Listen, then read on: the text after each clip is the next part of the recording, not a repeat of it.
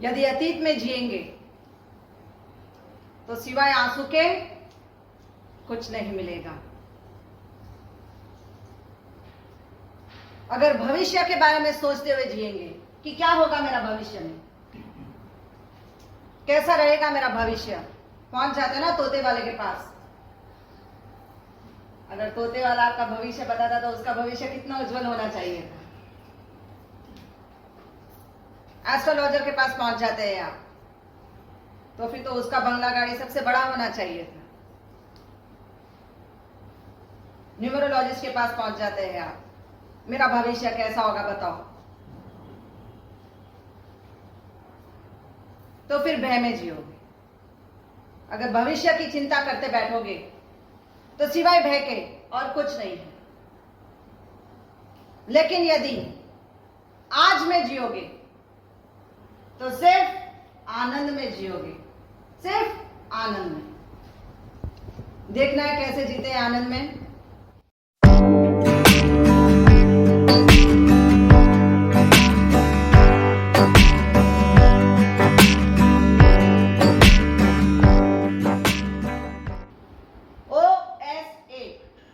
Obstructive sleep apnoea.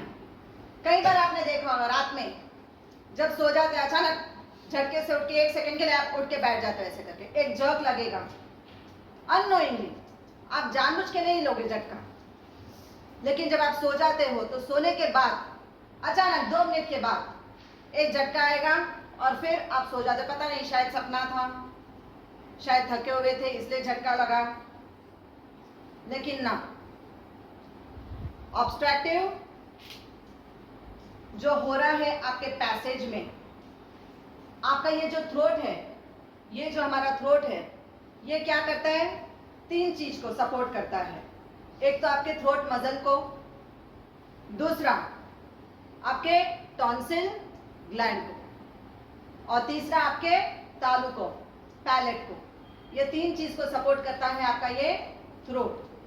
रात में जब आप सो जाते हैं, दिन में आपकी ये 1 उंगली जितनी आपकी एयर पैसेज है, आपकी ये इंडेक्स फिंगर ले लो, इतनी साइज की आपकी एयर पैसेज जो जा रही है।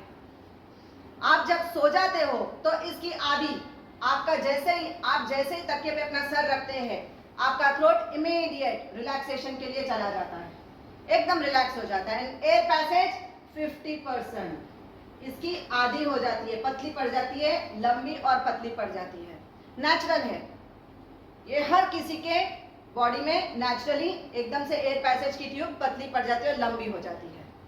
उसके बाद आपने सांस ली, दिन में जब आप बैठे बैठे सांस ले रहे हो पूरा जा रहा है, अंदर तक जा रहा है, लेकिन रात में सोते ही 50% माइनस हो गया। अब जैसे ही 50% माइनस हो गया, ऑक्सीजन आधी जा रही है। आपके नाजल पैसेज से कितनी जा रही है, सिर्फ 50% of oxygen is entering in your body. Air passage में से सिर्फ 50% ऑफ ऑक्सीजन। और अचानक देख लेना, जो लोग मोटे हैं, जिनका पेट बहुत भारी है, ये नींद में सबसे ज्यादा झटके खा के उठेंगे, क्योंकि अंदर जैसे ही आपका ऑक्सीजन अंदर जाता है, सीधा जाके कहाँ जा रहा है ऑक्सीजन अंदर, पहले ब्रेन, उसको मैसेज पास होता है कि इसको ऑक्सीजन मिल रहा है। उसके बाद सीधा आपके पेट लंग्स से होते हुए सीधा जा रहा है स्प्लीन। लेकिन आपकी ब्लड बनाने की मशीन को ऑक्सीजन नहीं मिल रहा है उस वक्त। अगर वो ऑक्सीजन नहीं मिला तो कहाँ जाता है उसके बाद, ब्लड सीधा स्प्लीन से आपके हार्ट में, हार्ट को ऑक्सीजन नहीं पहुंच रहा है। कई बार बोलते हैं ना, पता नहीं रात में ये चल बसे, क्यों बोला गया, we don't know, it was not a heart attack. तो फिर क्या हुआ था, एक बहुत फेमस म्यूजिशियन रिसेंटली, हार्डली साल भर हुआ होगा, शायद साल 2 साल, बहुत फेमस थे, म्यूजिक डायरेक्टर कौन थे, भक्ति लहरी। स्लीप एपनिया की मौत हुई just because of sleep apnoea. आपने देखा होगा उनका शरीर भारी भरकम रहा। The biggest reason for sleep apnoea, it is your heaviness, heaviness of your belly. तो कोशिश करना पेट बड़ा ना रहे। दूसरा रीजन स्नोरिंग, जिन जिनको स्नोरिंग है हाथ उठाओ। स्नोरिंग, जिसको भी स्नोरिंग की प्रॉब्लम होती है, समझ जाना कहीं ना कहीं ब्लॉकेज हो रहा है। सबसे पहला रीजन है snoring. It is the first sign of sleep apnoea. Snoring. Second reason tonsil, जिसके भी टॉन्सिल के ग्लैंड एनलार्ज रहेंगे। थर्ड एडिनॉइड्स, बच्चों में देख लेना, जो बच्चों का टॉन्सिल ग्लैंड अगर एनलार्ज हुआ है, एडिनॉइड है पीछे, कैसा लगा वो, मुंह खुला रख के रात भर उसका मुंह खुला मिलेगा आपको, पूरी रात वो मुंह खोल के सोता है। उसी वक्त से अगर माँ बाप ध्यान नहीं देंगे तो आगे जाके इस बच्चे को स्लीप एपनिया की प्रॉब्लम शुरू हो जाती है। थर्ड रीजन, एकदम ऐसे लगेगा जैसे कोई चोक कर दिया है, किसी ने गला दबा के रखा हुआ है, तो आपके एकदम से नींद में से एकदम से अचानक ब्रेन सेंस पास कर देता है 1 सेकेंड में, I am not getting oxygen, immediate झटके से आपको उठा देगा। अननोइंगली मनुष्य 1 घंटे में 5 से 25 बार उठ जाएगा। स्लीप एपनिया में 5 to 25 times the person will get up 1 hour के अंदर, only within an hour. It is not a good sign. धीरे धीरे करके ये ऑक्सीजन लेवल्स आपके कम होते जा रहे हैं। बाहर से क्या किया जाएगा, CPAP मशीन आपको दे दिया जाता है, forcefully put the oxygen in your nasal, आपको पहना दिया था, रात भर आपको लगा के सोना है, फ्लाइट में जर्नी करेंगे लगा के रखना है, ट्रेन में जर्नी करेंगे लगा के रखना है। कब तक? अस्थमा पेशेंट, बचपन से अगर आप ध्यान नहीं देंगे, बच्चे को हल्का हल्का अस्थमा का अटैक आ रहा है। पॉलिप, आपके नाज़ल में अगर पॉलिप है, कई बार होती है नाक में छोटी सी हड्डी का ग्रोथ होता है, बोन इरेगुलरिटी रहती है नाक में, पॉलीपॉप रहता है आपके नाक में, एक जेली लाइक स्ट्रक्चर जो आपके नाज़ल के अंदर है, ये आपके पैसेज को, एयर पैसेज को रोक रहा है, एयर को अंदर नहीं जाने दे रहा है। This is the biggest reason.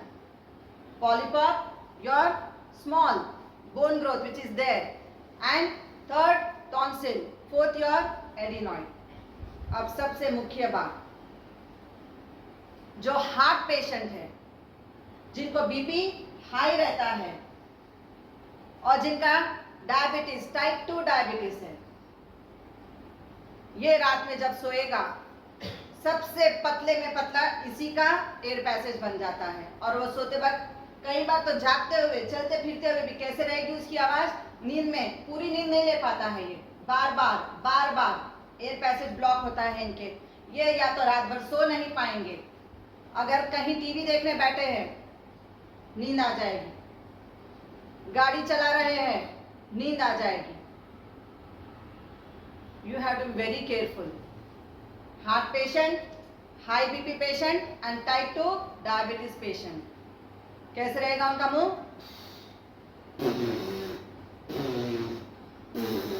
ये चालू हो जाएगा। शुड बी वेरी केयरफुल कि अगर आप हार्ट पेशेंट है, हाई बीपी पेशेंट है और आपको टाइप 2 डायबिटीज है, तो बहुत ध्यान रखना है, आपका एयर पैसेज बहुत ब्लॉक हो रहा है, आपको पता नहीं चल रहा है कि आपको स्लीप एपनिया हो गया है। You have to recover very fast.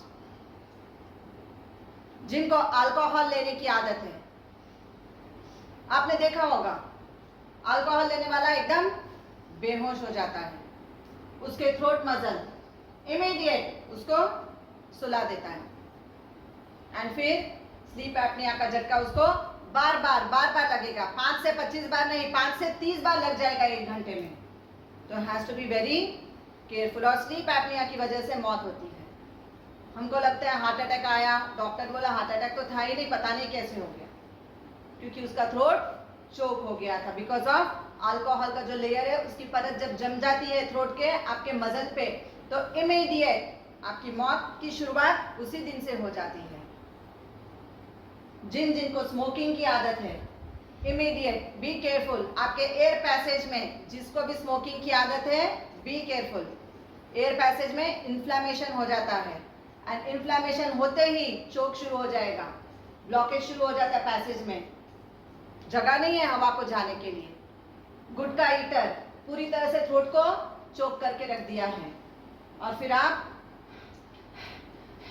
Breathlessness, short breath शुरू हो जाएगी। स्नोरिंग तो था ही, अब short breath, second symptom. And then third symptom is choking of throat, now and then choking of throat. Mouth dry रहने लग जाएगा, फ्रस्ट्रेशन आएगा बार बार कि क्या हो रहा है मेरे साथ, इरिटेट होने लग जाएंगे आप, और धीरे धीरे इंसोमिनिया के शिकार हो जाते हैं आप। दिन में बैठेंगे नींद आएगी, रात में जैसे ही बेड पे सोएंगे नींद उड़ जाएगी। You have to take lot of care here. Last, for female who is passing through menopause and the female who has already passed through menopause, hormone imbalance होते हैं। कई बार हो जाता है फाइब्रॉइड, कई बार हो जाता है PCOD, PCOS, polycystic ovarian disease and polycystic ovarian syndrome.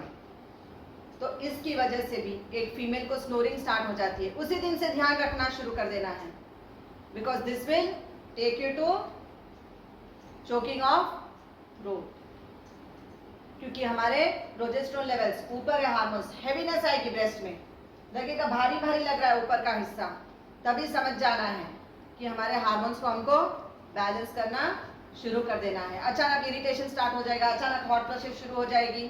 तो these are all the symptoms for female who is passing through menopause, या तो आप मेनोपॉज से निकल चुके हैं। तो हार्मोन्स बैलेंस रखना शुरू कर देंगे। अब ये सबको कैसे ठीक करना है? सबसे पहले आपके जो थ्रोट के मसल है इसको ठीक करेंगे। जिन के पास रोलर है, छोटा सा रोलर चलेगा, mini roller, relax your muscles, throat muscle को एकदम रिलैक्स कर दो।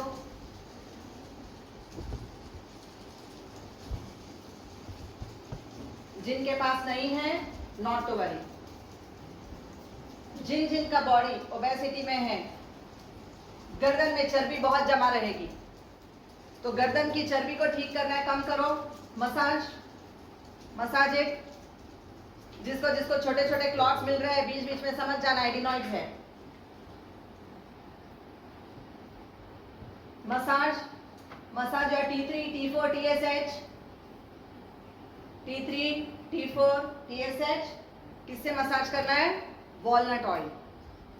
वॉलनट ऑयल ये क्या करता है? एक तो आपका जो पैसेज एकदम से नैरो हो गया, इसको फ्री कर देता है। दूसरा T3, T4, TSH ये हार्मोन्स को बैलेंस रख देता है। एंड तीसरी चीज आपकी इंसोमिनिया की प्रॉब्लम ये ठीक करता है। तो क्या करना है? इसको लगा के मसाज इट। थ्रोट मसल्स को मसाज करेंगे।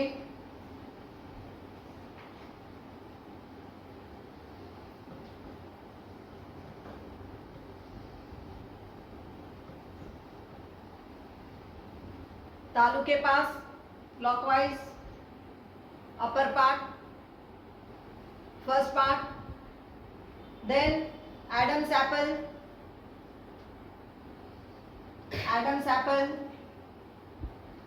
and then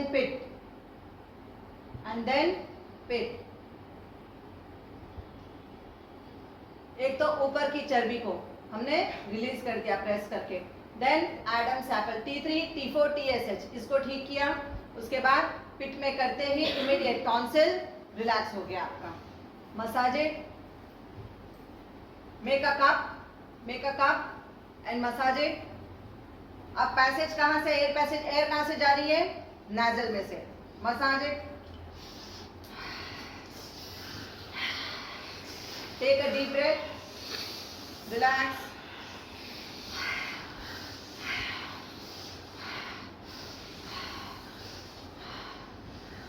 Index finger से side of your nasal. Press the buttons.